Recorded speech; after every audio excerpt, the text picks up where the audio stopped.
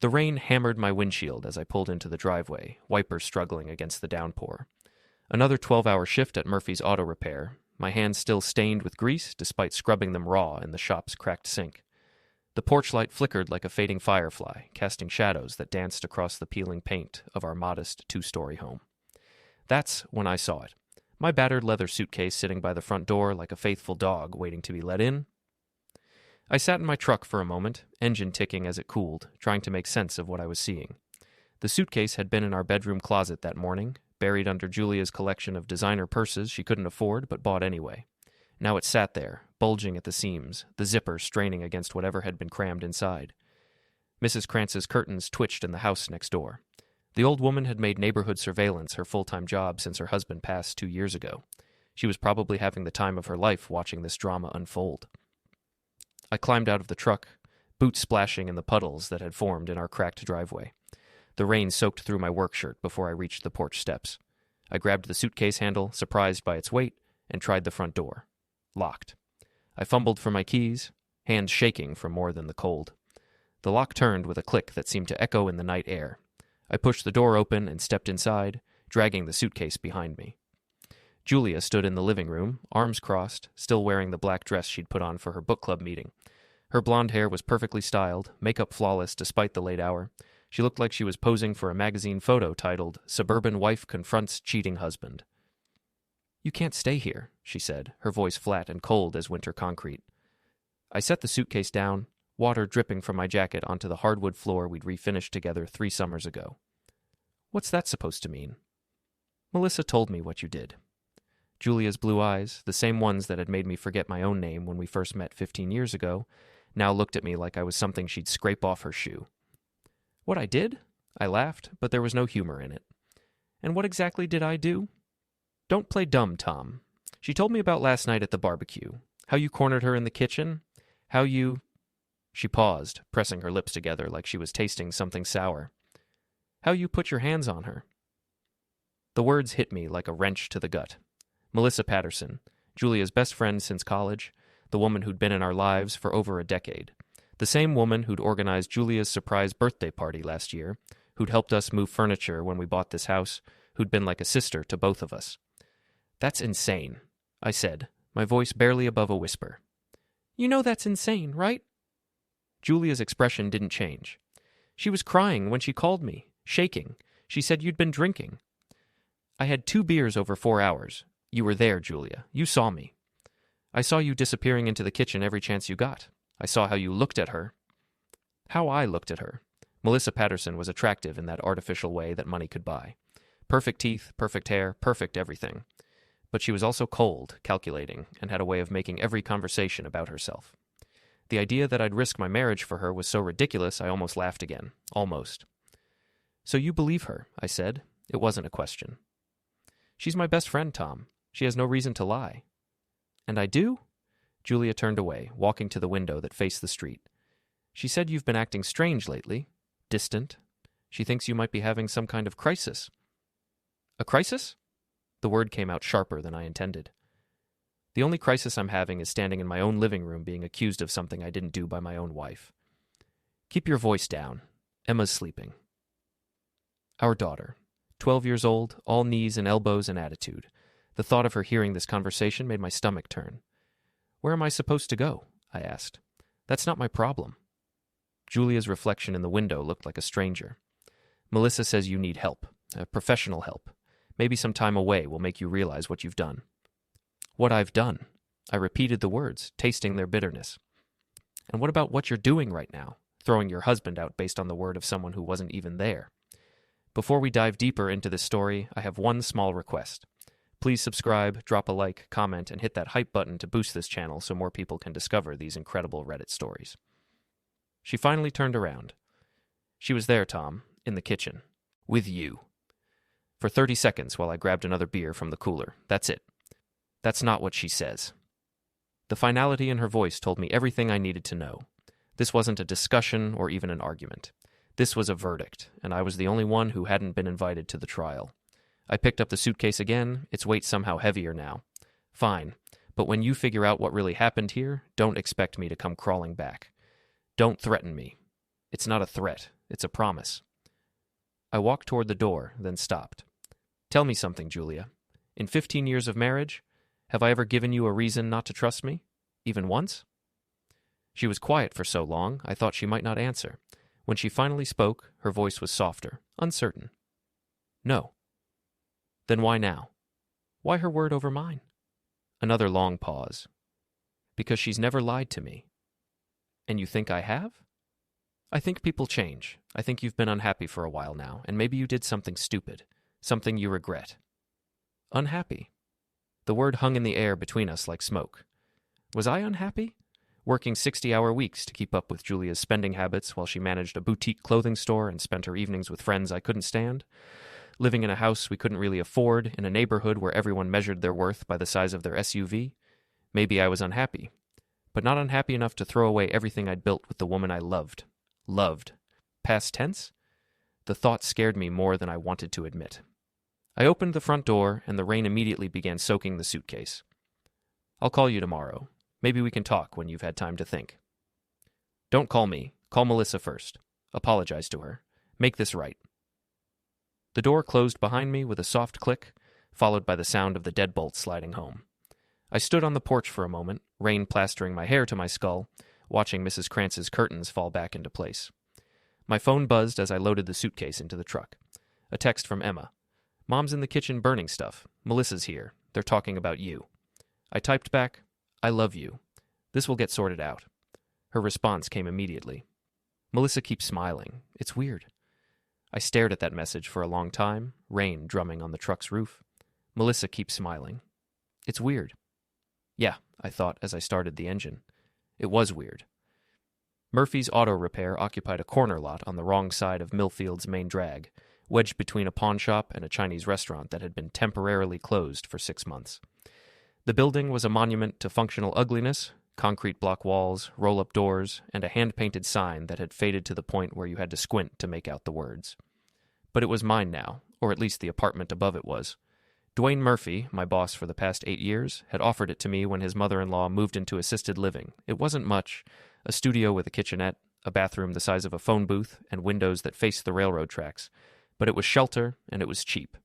I'd been living there for 3 days, surviving on takeout and the bitter coffee from the machine in the shop's waiting area. My clothes hung from a tension rod stretched across one corner, and my toiletries were arranged on the narrow shelf above the bathroom sink like soldiers awaiting inspection. The morning of the 4th day, I was under the hood of a 2015 Honda Accord when Dwayne's boots appeared beside the car. Tom, you got a minute? I straightened up, wiping my hands on a shop rag. Dwayne was a big man, 6'4", and built like the linebacker he'd been in high school 30 years ago. His gray hair was always perfectly combed, and he wore the same uniform as his mechanics, navy blue coveralls with his name embroidered over the left pocket. What's up, boss? He glanced around the shop, making sure we were alone. We need to talk. Office.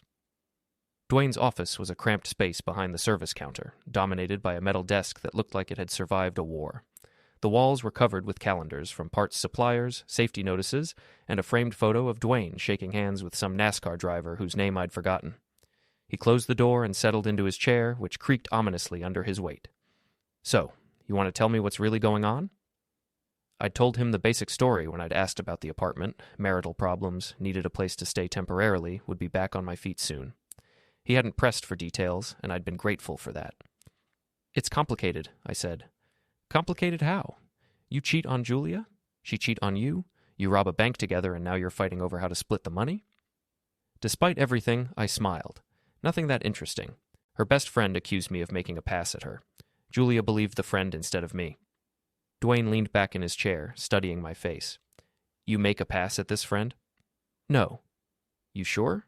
Maybe you had a few drinks, said something that could be misinterpreted? I'm sure. He nodded slowly. So, the friend's lying. Has to be. Question is why? Dwayne opened his desk drawer and pulled out a thermos of coffee. He offered me some, but I shook my head. What's this friend's name? Melissa Patterson, lives in Riverside Heights. Dwayne's eyebrows went up. Riverside Heights was where Millfield's wealthy residents lived, in houses that cost more than most people made in a decade. Patterson. That name sounds familiar. Her husband owns Patterson Development. They built half the strip malls in town. Right. I remember now. So she's got money? Lots of it. And your wife believes her over you. The words still stung, even 3 days later. Apparently. Dwayne sipped his coffee, thinking. You know, I've been married for 26 years. Learned a few things along the way. One of them is that when a woman turns on her husband that fast, there's usually more to the story. What do you mean? I mean, maybe your wife was looking for an excuse. Maybe she's been unhappy and just needed a reason to pull the trigger. The same thought had been eating at me since that night on the porch. Maybe. Or maybe this friend of hers has her own agenda. Rich people don't usually lie without a reason. What would she gain from breaking up your marriage?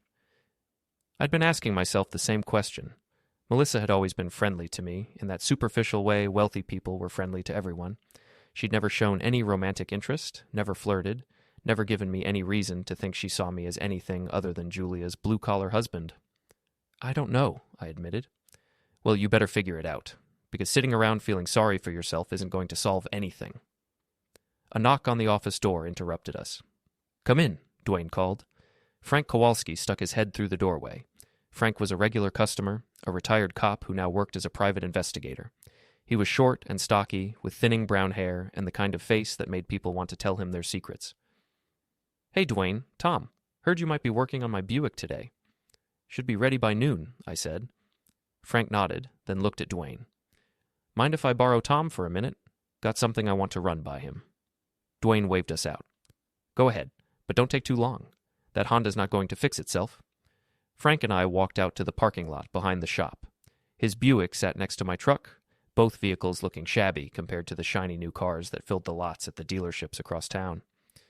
Dwayne mentioned you're having some domestic troubles, Frank said, lighting a cigarette. Word travels fast in this town.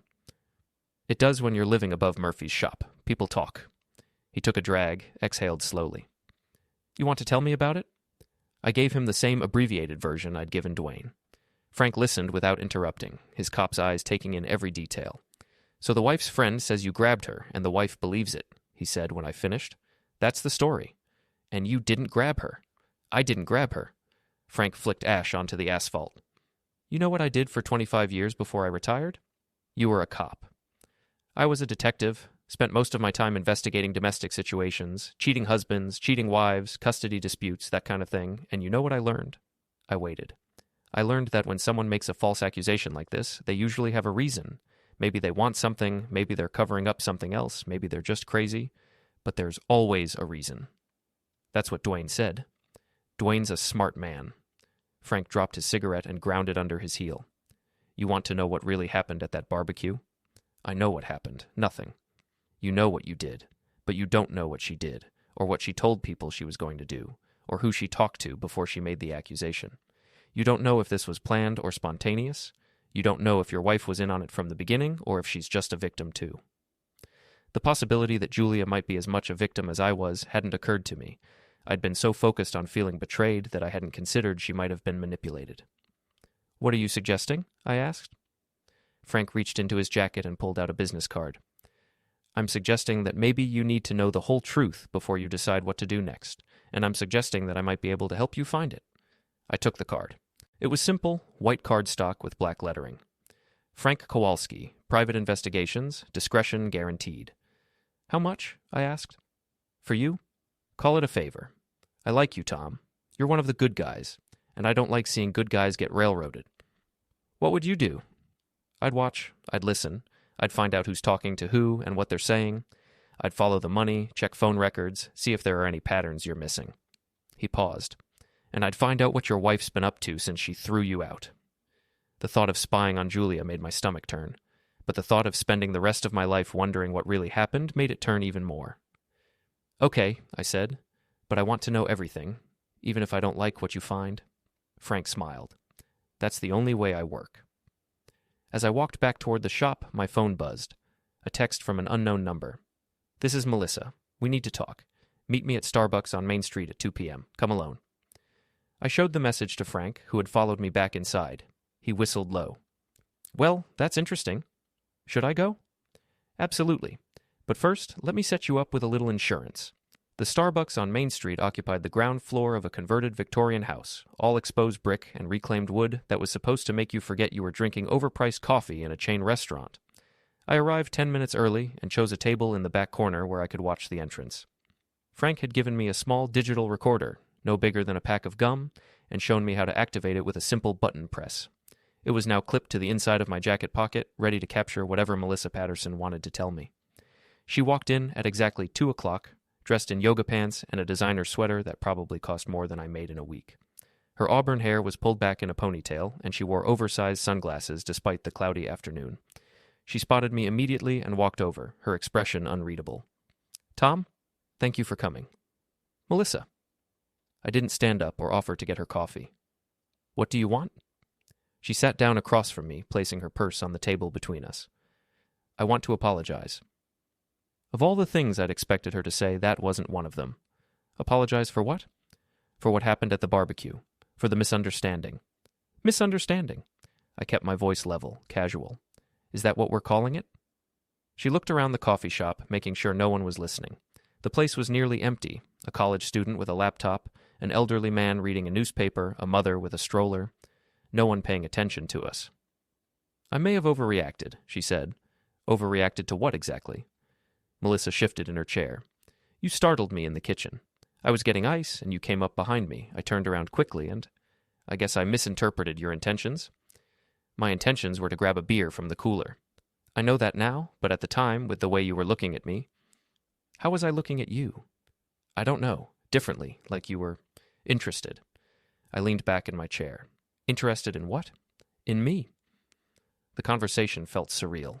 I was sitting in a coffee shop listening to my wife's best friend explain how she'd destroyed my marriage because I'd looked at her wrong while reaching for a beer.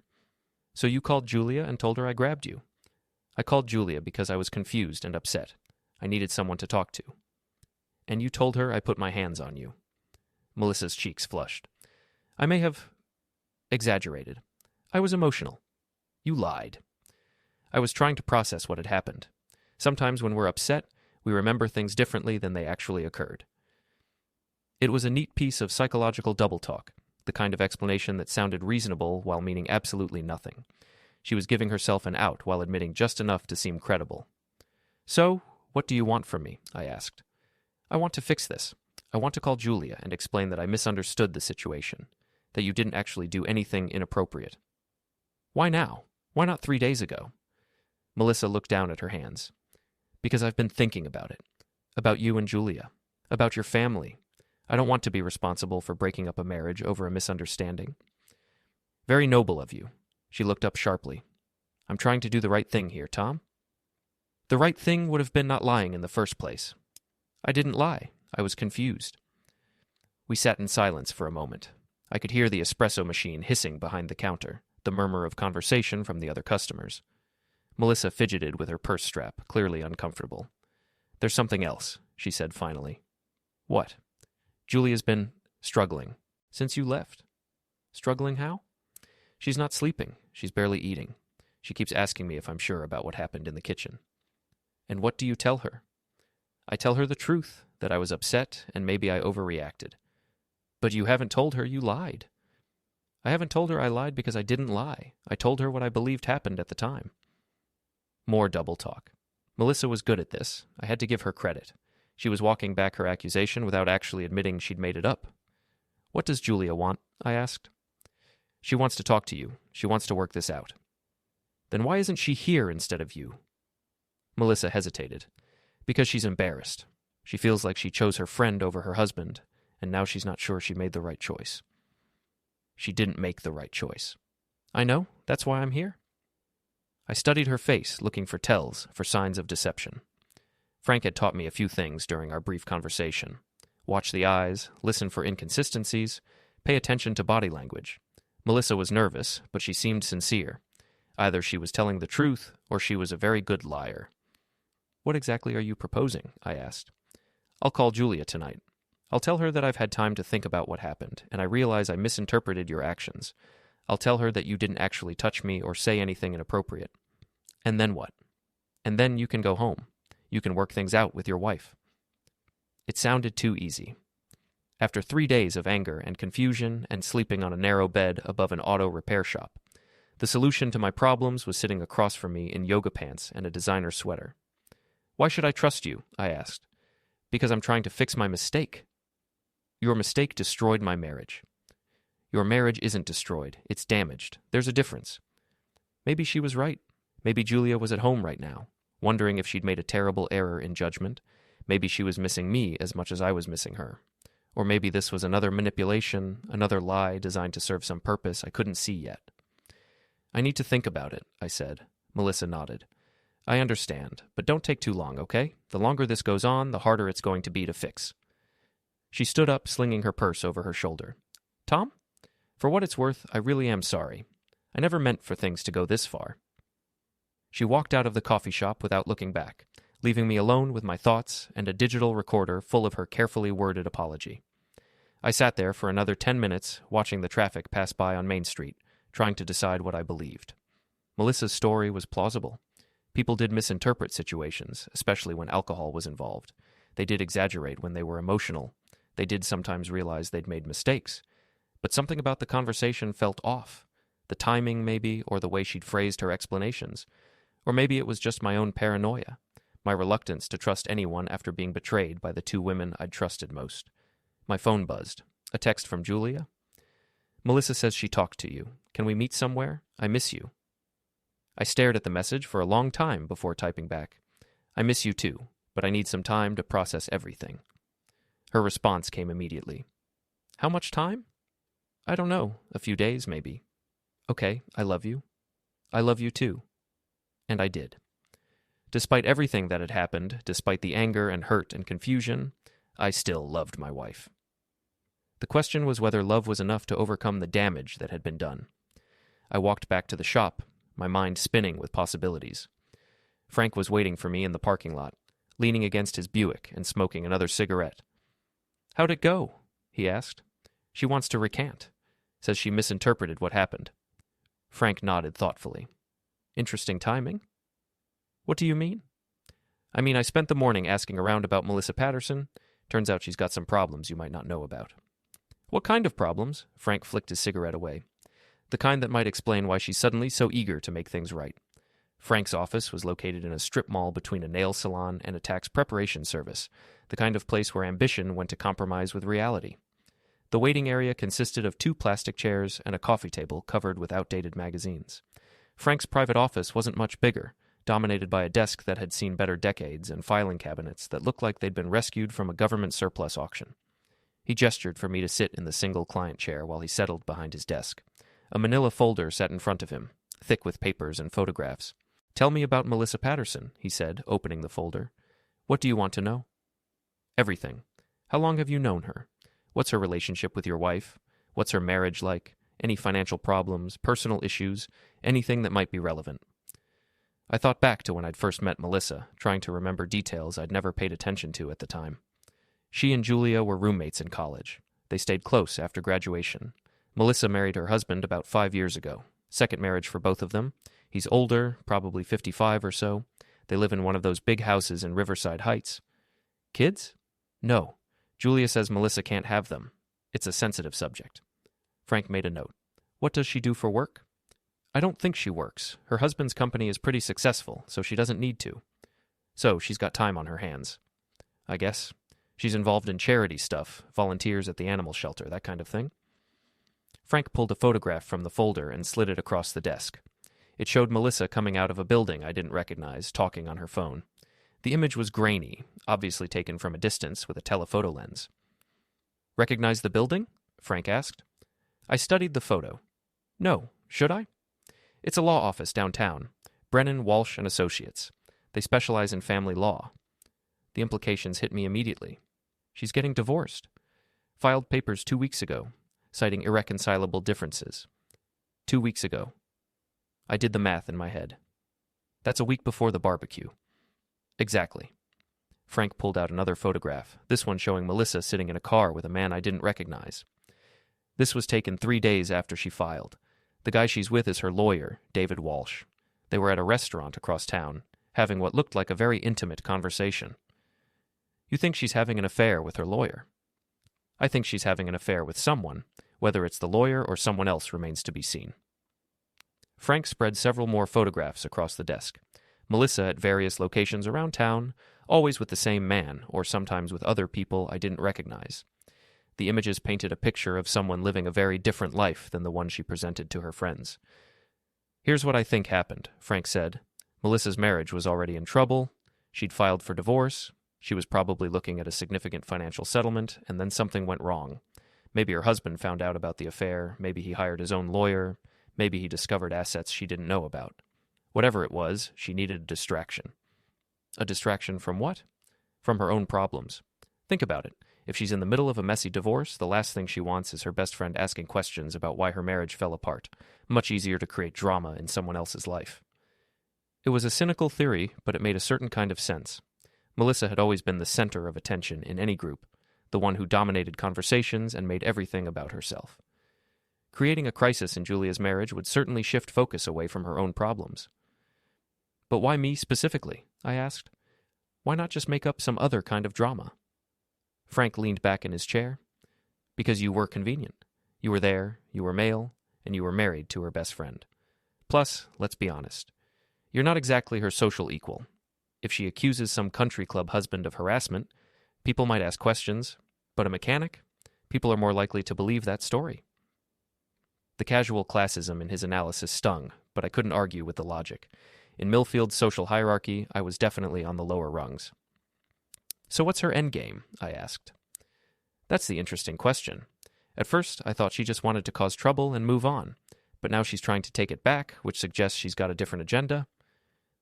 Frank pulled out his phone and scrolled through what looked like a series of text messages. "I've got a contact at the phone company. These are Melissa's texts from the past week." He handed me the phone. The messages were between Melissa and someone listed as DW, presumably her lawyer, David Walsh. I read through them quickly, my anger building with each exchange.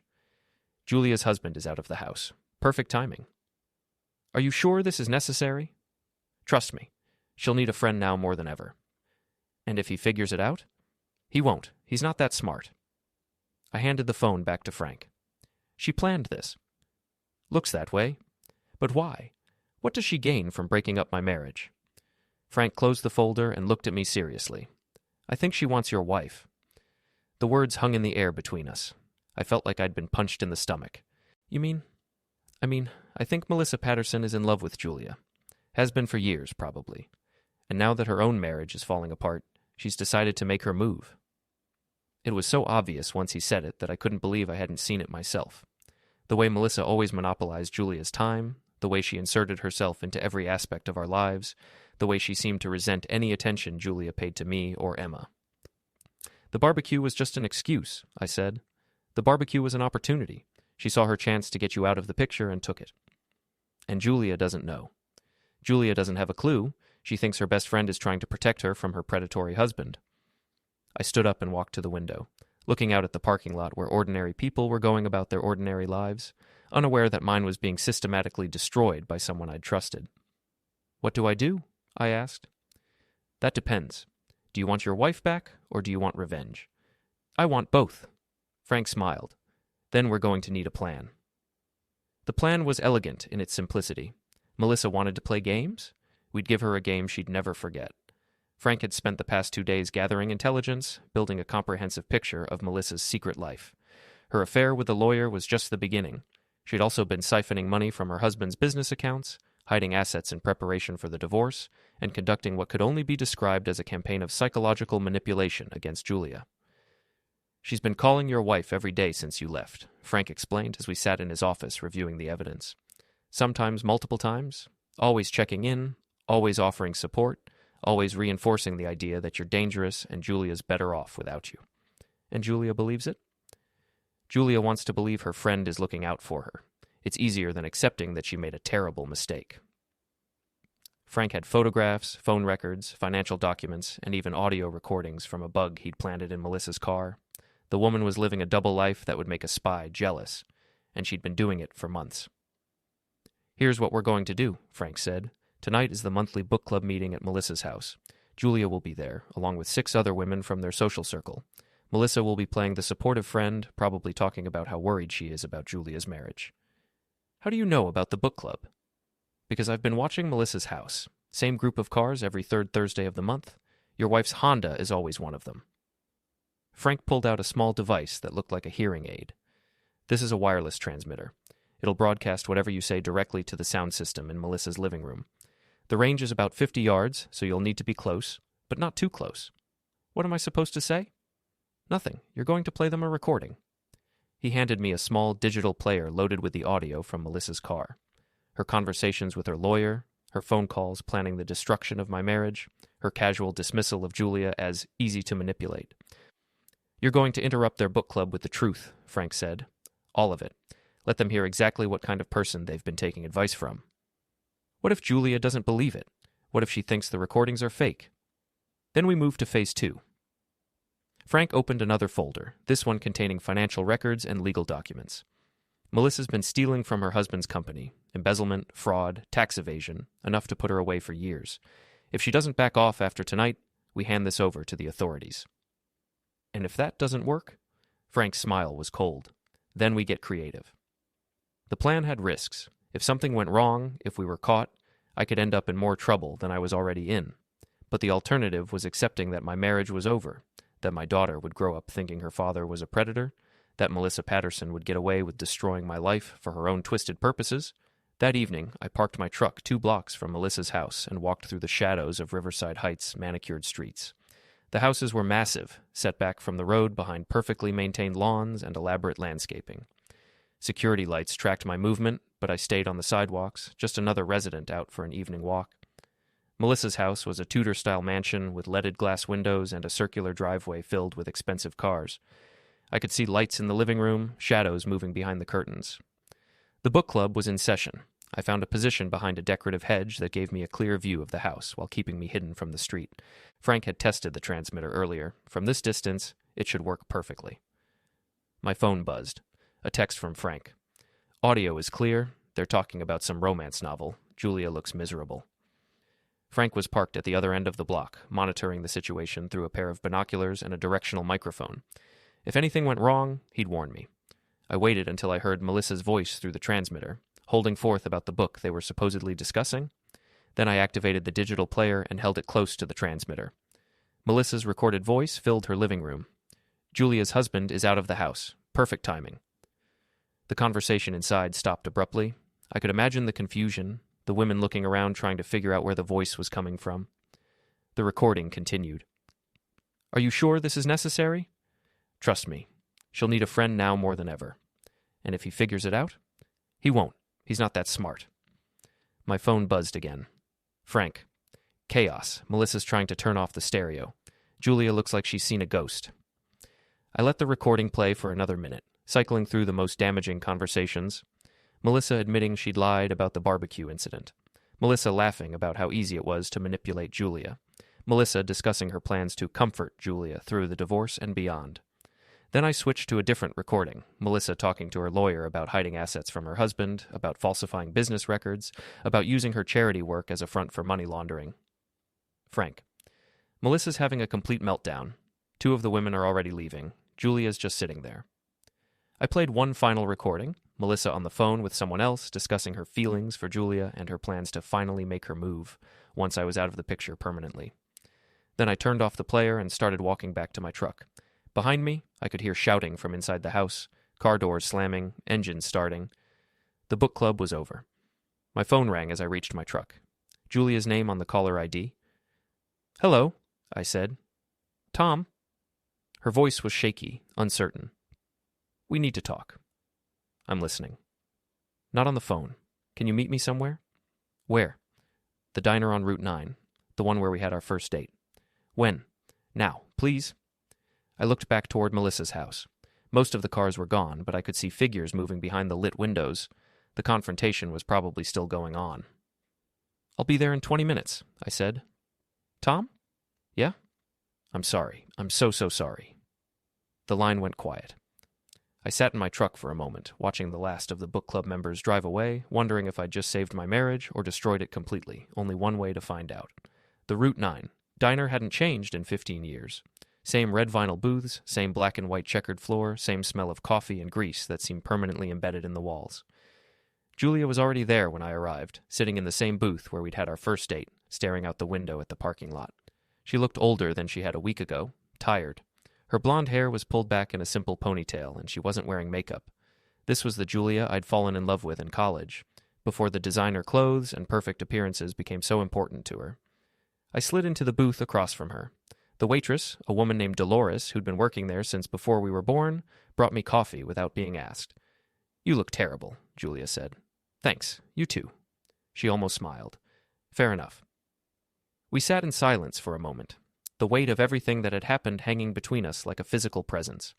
Finally, Julia looked up from her coffee. "How long have you known?" she asked. "Known what?"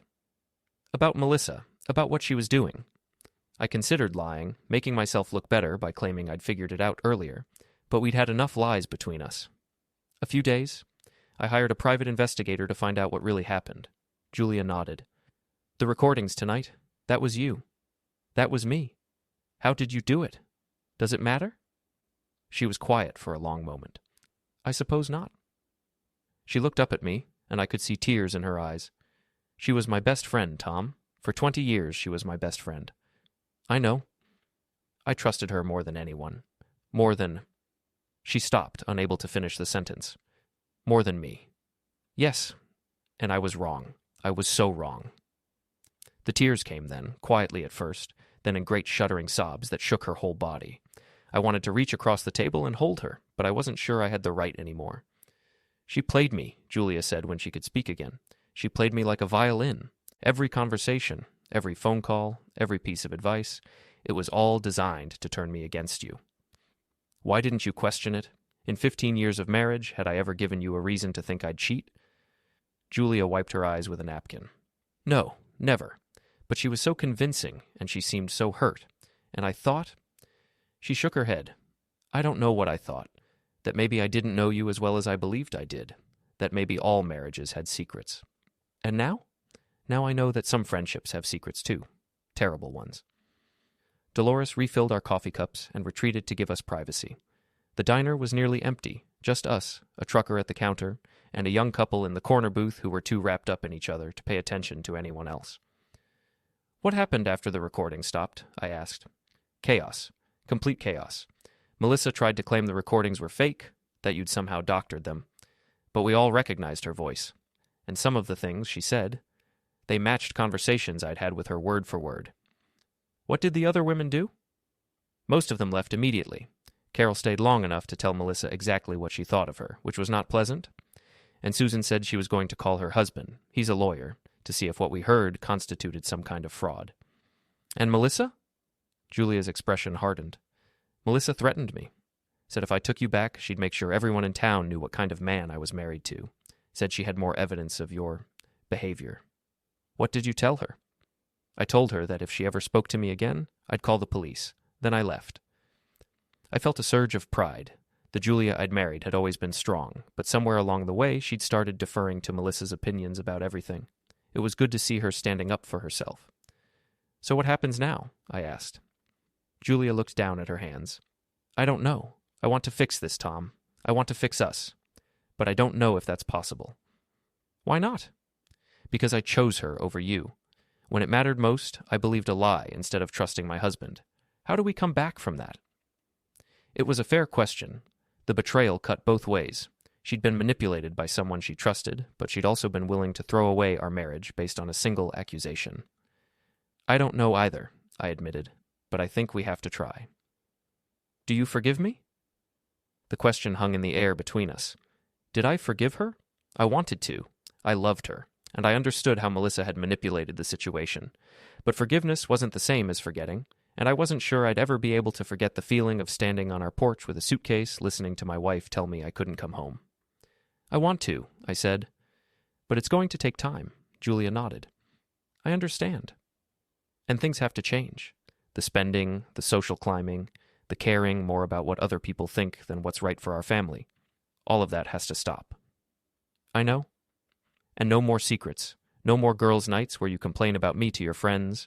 No more financial decisions made without talking to me first. We're partners, or we're nothing." "Agreed."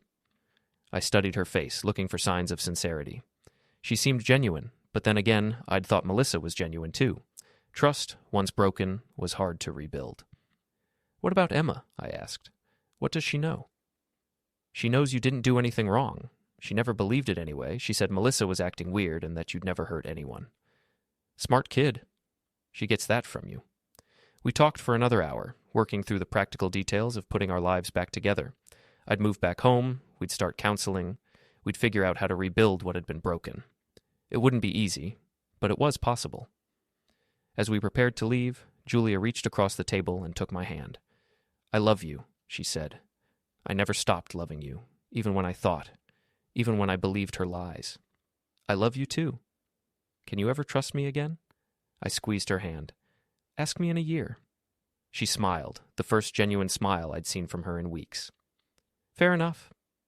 We walked out of the diner together, and for the first time since this whole mess started, I felt like maybe everything was going to be okay, but I was wrong. Melissa Patterson wasn't finished with us yet. I should have known it wouldn't be that simple. Women like Melissa Patterson didn't just accept defeat and fade quietly into the background. They regrouped, they planned, and they struck back twice as hard. The first sign of trouble came 3 days after Julia and I reconciled. I was back home, sleeping in my own bed, eating dinner with my family, trying to pretend that everything was normal. Emma had welcomed me back with a fierce hug and a promise to punch anyone who says mean things about Dad. Julia was trying too hard to be the perfect wife, cooking elaborate meals and suggesting activities we couldn't afford. We were both walking on eggshells, afraid to say anything that might restart the conflict. That's when Frank called. We've got a problem, he said without preamble. What kind of problem? The kind that involves police reports and restraining orders. Can you meet me at my office? I found him pacing behind his desk, smoking despite the no-smoking sign on his door. The manila folder was open in front of him, but now it contained new documents that made my stomach clench just looking at them. Melissa filed a police report yesterday, Frank said. Claims you've been stalking her, harassing her, making threatening phone calls. That's insane. I haven't even seen her since the coffee shop. I know that. You know that. But she's got phone records showing calls from your number to her house at all hours of the night. She's got photographs of your truck parked outside her favorite restaurant. She's even got a recording of someone who sounds like you making threats. Frank slid a transcript across the desk. I read it quickly, my anger building with each line. Someone had called Melissa and threatened to make her pay for what she'd done. The voice was male, rough, angry, and according to the police report, it sounded like me. This is all fake, I said. Of course it's fake, but it's very convincing fake. Melissa's been planning this for days, probably since the night her book club fell apart. What's her endgame? Same as before. She wants you out of the picture. If she can't manipulate Julia into leaving you, she'll have you arrested for stalking. Either way, you're gone, and she gets another shot at your wife. Frank pulled out another document, a restraining order signed by a judge I'd never heard of. You're not allowed within 500 yards of Melissa Patterson or her property. You can't call her, text her, email her, or communicate with her in any way. If you violate this order, you go to jail. Based on fabricated evidence? Based on evidence that looks real enough to fool a judge. And if you think that's bad, wait until you hear what else she's planning. Frank opened his laptop and turned it toward me. On the screen was a social media page I didn't recognize. Apparently, Melissa had created a new account under a fake name. The page was filled with posts about domestic abuse survivors and supporting women who speak truth to power. She's building a narrative, Frank explained, positioning herself as a victim who bravely spoke out against an abusive man, only to face retaliation and threats. She's already got dozens of followers, all expressing outrage about your supposed behavior. Can't we prove the evidence is fake? Maybe, eventually. But by the time we get through the legal process, the damage will be done.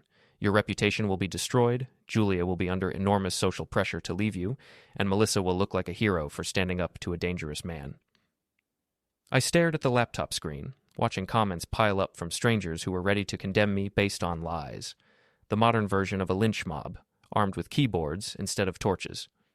So what do we do? Frank closed the laptop. We fight back, but we have to be smart about it. One mistake, and you really will end up in jail. I'm listening. First, we document everything. Every fake phone call, every fabricated piece of evidence, every lie she tells. We build a case that proves she's been systematically harassing you, not the other way around. How? By catching her in the act. She's got to be making those fake phone calls from somewhere, using some kind of voice modification technology. She's got to be taking those photographs herself, or having someone else do it. We find the evidence of her deception, and we turn the tables. Frank pulled out a small device that looked like a cross between a phone and a radio. This is a GPS tracker. We're going to put it on Melissa's car, track her movements, see where she goes and who she meets with. If she's working with someone to fabricate this evidence, we'll find out who. Isn't that illegal? Probably, but so is filing false police reports and perjury. Sometimes you have to fight dirty to win clean. I thought about Julia and Emma, about the life we were trying to rebuild. If Melissa succeeded in having me arrested, if she managed to convince the town that I was a dangerous stalker, it would destroy everything we'd worked to repair. What do you need me to do? Frank smiled grimly. Nothing. That's the beauty of this plan. You're going to be the most law-abiding citizen in Millfield. You're going to go to work, come home, spend time with your family, and stay as far away from Melissa Patterson as humanly possible. And while I'm being law-abiding, I'm going to be catching her in the biggest lie she's ever told. The plan was risky, but it was better than sitting around waiting for Melissa to destroy my life piece by piece. Frank had connections throughout the town, former cops, private security, people who owed him favors. If anyone could expose Melissa's deception, it was him. But as I drove home that evening, I couldn't shake the feeling that we were missing something. Melissa had been planning this for weeks, maybe months. She was smart, careful, and had resources we didn't. What if she was already 3 steps ahead of us? What if this time she really was going to win? I pulled into my driveway and sat in the truck for a moment, looking at the house where my wife and daughter were waiting for me. The porch light was on, and I could see Julia moving around in the kitchen, probably preparing another elaborate dinner in her ongoing campaign to prove she was sorry. My phone buzzed. A text from an unknown number. Enjoying your last few days of freedom? Make them count. I showed the message to Julia when I got inside. She read it twice, her face growing pale. It's her, isn't it? Has to be. What are we going to do? I put my arms around my wife, feeling her trembling against my chest. We're going to fight back. How? I don't know yet, but we're not going to let her win.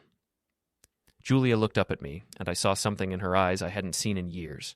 Absolute trust. She believed in me, believed we could get through this together. I just hoped she was right. The trap was elegant in its simplicity, and it was entirely Melissa's idea. Frank had been tracking her movements for a week, documenting a pattern of behavior that painted a picture of someone living a carefully orchestrated lie. She made the fake phone calls from a prepaid cell phone while parked in the lot of a 24-hour grocery store, using a voice modulation app to disguise her voice. She took the stalking photographs herself, using a telephoto lens to make it appear someone was watching her from a distance. She even had an accomplice, her divorce lawyer, David Walsh, who helped her create fake evidence and coached her on how to present herself as a credible victim. But the most damning evidence came from her own arrogance. Frank had managed to plant a listening device in her car during one of her grocery store visits. The recordings he captured over the next few days revealed the full scope of her deception, including detailed discussions of her plans to frame me for increasingly serious crimes. The stalking thing is just the beginning, she told Walsh during one recorded conversation. Once he's arrested, Julia will have to choose between supporting a criminal or protecting her daughter. She'll choose Emma, which means she'll need someone to lean on. And that someone will be you? Exactly. I'll be the friend who warned her, who tried to protect her, who was there when she needed support. She'll be grateful, and gratitude can turn into other feelings if you nurture it properly. What if he proves the evidence is fake? He won't. He's not smart enough. And even if he tries, who's going to believe a mechanic over a respected member of the community? The recordings were devastating, but Frank wanted more. He wanted to catch Melissa in the act of fabricating evidence, creating an ironclad case that would destroy her credibility permanently. That's when she made her mistake.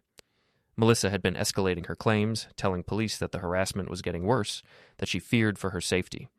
She'd hinted that she might need to take out a more restrictive restraining order, one that would require me to leave town entirely. But to justify that level of legal action, she needed more dramatic evidence, and that's when she decided to stage an actual confrontation. Frank's surveillance had revealed that Melissa visited the same coffee shop every Tuesday morning, always sitting at the same table, always ordering the same drink. It was a creature of habit that would prove to be her downfall. On the Tuesday morning in question, I was at work, surrounded by witnesses, when Melissa's plan went into motion. She arrived at the coffee shop as usual, but this time she had her phone ready to record. She'd arranged for an accomplice, a man Frank didn't recognize, to approach her table and deliver what appeared to be a threatening message. The man was roughly my height and build, wearing a baseball cap and sunglasses that obscured his features. To a casual observer, he might have looked like me. To a security camera recording from across the room, he definitely looked like me. Melissa's performance was Oscar-worthy. She appeared genuinely frightened as the man leaned over her table, speaking in a low, menacing voice.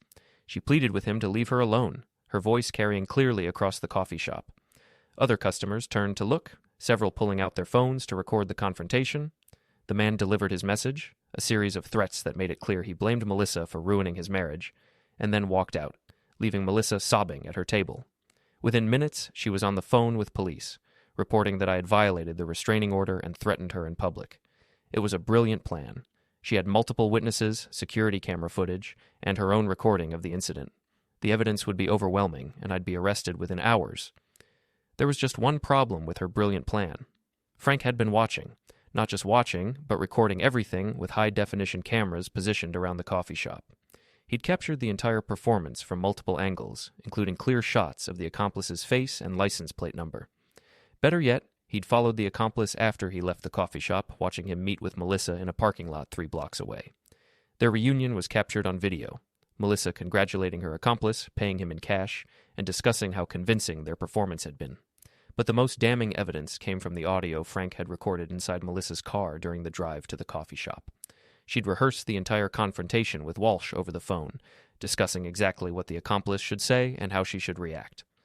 "Make sure you mention the barbecue incident," she'd told Walsh, "and the divorce.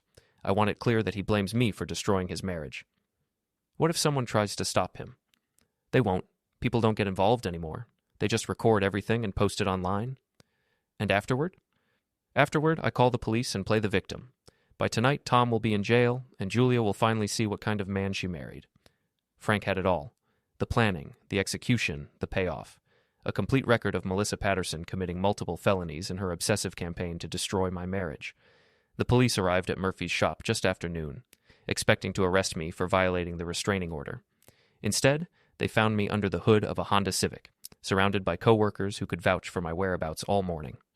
Frank met them in the parking lot with a laptop full of evidence and a story that made their jaws drop.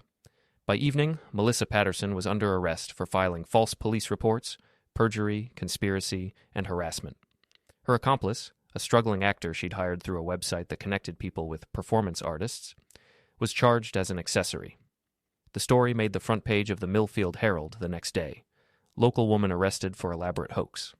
The article detailed Melissa's campaign of deception, complete with excerpts from Frank's recordings and still images from the coffee shop surveillance video. Julia and I read the article together over breakfast, Emma looking over our shoulders and asking questions we weren't sure how to answer. "So Melissa was lying about everything?" Emma asked. "Everything," Julia confirmed. "And she hired an actor to pretend to be Dad?" "That's right." Emma considered this for a moment. "That's really messed up." "Language," Julia said automatically, but her heart wasn't in it. "It's accurate, though," I added, earning a smile from my daughter and a mock-stern look from my wife. The aftermath was swift and thorough. Melissa's husband filed for divorce and obtained a restraining order of his own. Her lawyer, David Walsh, was suspended pending an investigation by the State Bar Association. The women from her book club issued a joint statement condemning her actions and expressing support for our family. Most satisfying of all, Melissa's social media campaign collapsed overnight. The same people who had been ready to condemn me based on her lies were now competing to express their outrage at being deceived. Her fake victim narrative was replaced by a very real story of manipulation and fraud. But the best moment came 3 days later, when Julia and I were having dinner at the Route 9 diner, the same booth where we'd reconciled, the same place where our relationship had begun all those years ago.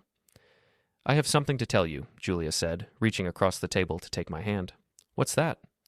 "I quit my job at the boutique today." I was surprised. Julia had worked at the upscale children's clothing store for 3 years, and despite everything that had happened, she'd seemed to enjoy it. Why? Because it was part of the problem. The spending, the social climbing, the caring more about appearances than reality. That job was feeding all of it. I was surrounded by women like Melissa, women who measured their worth by their possessions and their social status. "What are you going to do instead?" Julia smiled. "I'm going back to school, social work, like I always wanted to do before I got distracted by designer handbags and book clubs." We can't afford not to.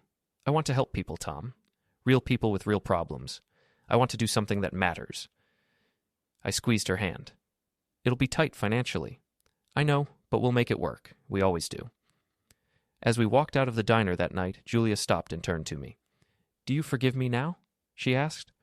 I looked at my wife. Really looked at her. The woman who had chosen a manipulative friend over her loyal husband, but who had also found the strength to admit her mistake and fight to make things right. The woman who was willing to give up her comfortable life to pursue something meaningful. The woman I'd fallen in love with 15 years ago and was falling in love with all over again. "Yeah," I said. "I forgive you." She kissed me then, right there in the parking lot under the neon diner sign, and for the first time in months, everything felt exactly as it should be. Melissa Patterson had tried to destroy our marriage, but in the end, she'd only made it stronger. Sometimes the best revenge is simply refusing to let the other person win, and sometimes it's building something better from the wreckage they leave behind.